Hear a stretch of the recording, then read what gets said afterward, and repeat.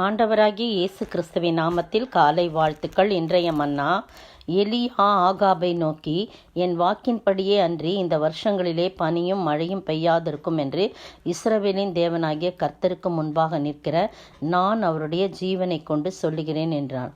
1 ராஜாக்கள் 17 அதிகாரம் வசனம் 1. பாருங்க, எலியா ஆகாப் ராஜாவை நோக்கி சொல்கிறாரு. எப்படி சொல்கிறாரு? யார் முன்னால் நிற்கிறார்னா, கர்த்தருக்கு முன்பாக நிற்கிற இஸ்ரவேலின் தேவனாகிய கர்த்தருக்கு முன்பாக நிற்கிற எலியா. எப்போவுமே அவன் கர்த்தருக்கு முன்பாக நிற்கிறப்படினால அநேக அற்புத அடையாளங்கள் செய்து அவரை கொண்டு ஆண்டவர் நிறைய காரியங்களை செய்தார். அவர் சொல்கிறாரு, நான் கர்த்தருக்கு முன்பாக நிற்கிற நான் அவருடைய ஜீவனை கொண்டு சொல்கிறேன், இந்த வருஷங்களில் பனியும் மழையும் பெய்யாதிருக்கும்னு சொல்கிறாரு. அப்புறம் திரும்பவும் கர்த்தருடைய வார்த்தை அவனுக்கு உண்டாகி, அப்படிலாம் இருக்குப்பா, ஆனால் நான் உன்னைய என்ன பண்ணுவேன், போஷிப்பேன். நீ யோர்தானுக்கு நேராக இருக்கிற கேரி தாற்றண்டையில் ஒளிந்து கொண்டுரு, அந்த தண்ணீரை நீ குடிப்ப, உன்னை போஷிக்க காங்களுக்கு கட்டளையிடுவேன்னு சொன்னோன்னே அவன் போய் அதே மாதிரி அங்கே கேரி ஆற்றண்டையில் போய் என்ன ஒளிந்து கொண்டிருக்க முடியும்?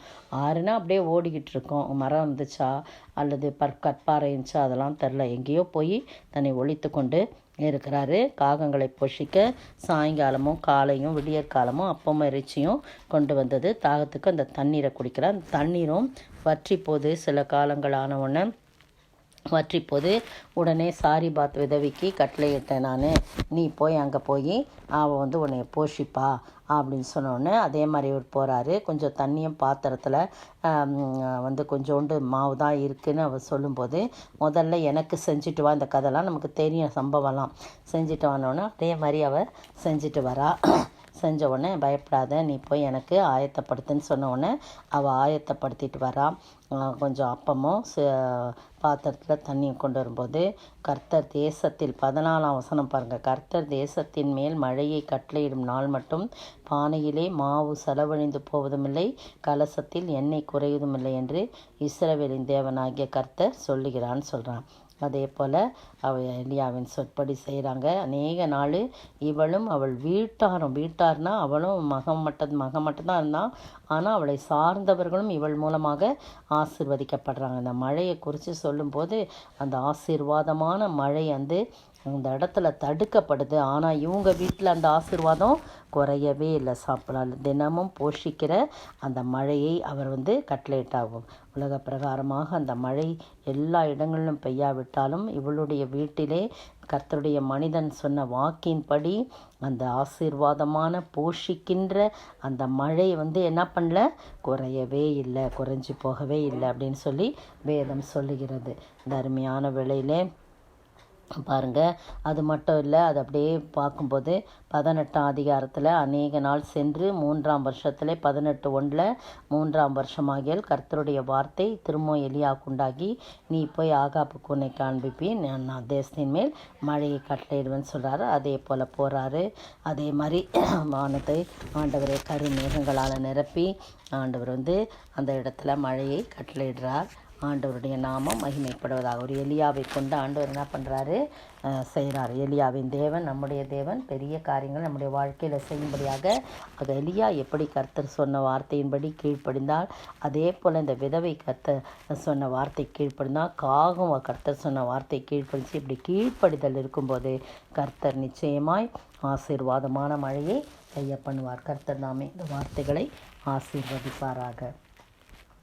எலியாவின் தேவன் நம் தேவன், வல்லமையின் தேவன் நம் தேவன், தாசர்களின் ஜபம் கேட்பா, வல்ல பெரும் காரியம் செய்திடுவா.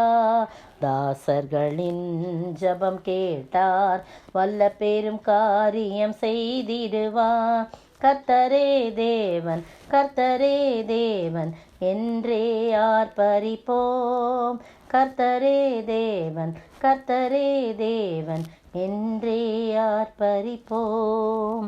ஸ்தோத்திரிக்கிற ஆண்டவரே, துதிக்கிற ராஜா, வாழ்த்துகிற வணங்கிறப்பா, நீரே தேவன். எலியாவை கொண்டு பெரிய அற்புதங்களை செய்தீர். மழை பெய்யாமல் இருந்தது, திரும்பவும் மழை பெய்தது. எலியா கருத்தோடு ஜெபம் பண்ணினான் என்று நாங்கள் வாசிக்கிற ஆண்டவரே. எனவே நாங்களும் உமக்கு கருத்தோடு ஜெபிக்கவும், உம்முடைய வார்த்தைக்கு கீழ்ப்படியவும் ஆண்டவரே, அதன்படி நடக்கவும், அதன் மூலமாக ஒரு ஆசீர்வாதமான மழையை நாங்கள் பெற்றுக்கொள்ள நீர் கிருபை செய்ய வேண்டும் என்று கர்த்தரும் மீட்பரும் ராஜாவுமாகிய இயேசு கிறிஸ்துவின் விலையேற பெற்ற நாமத்தில் ஜெபிக்கிறேன் பிதாவே. ஆமேன் ஆமேன். நேற்றைய பதில்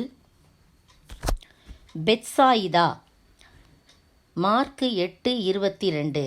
சிலர் எரிகோன்னு எழுதியிருந்தீங்க. எரிகோ பர்த்திமேயு என்ற குருடன் வழி அருகே இருந்து பிச்சை கேட்டுக்கொண்டிருந்தான். ஆனால் நான் கேட்ட கேள்வி, அவர்கள் ஒரு குருடனை கொண்டு வந்து அவனை தொடும்படி வேண்டிக் கொண்டார்கள். அந்த குருடன் எந்த ஊரை சேர்ந்தவன் சொன்னிருந்தேன். வழி அருகே உட்கார்ந்துன்னு சொல்லியிருந்தீங்கன்னா எரிகோன்னு எழுதலாம். இது சரியான பதில் பெத்சாயிதா, மார்க் 8:22. இன்றைய கேள்வி, எங்கே அவர்கள் புழு சாவாமலும் அக்கினி அவியாமலும் இருக்கும்? எங்கே அவர்கள் புழு சாவாமலும் அக்கினி அவியாமலும் இருக்கும்?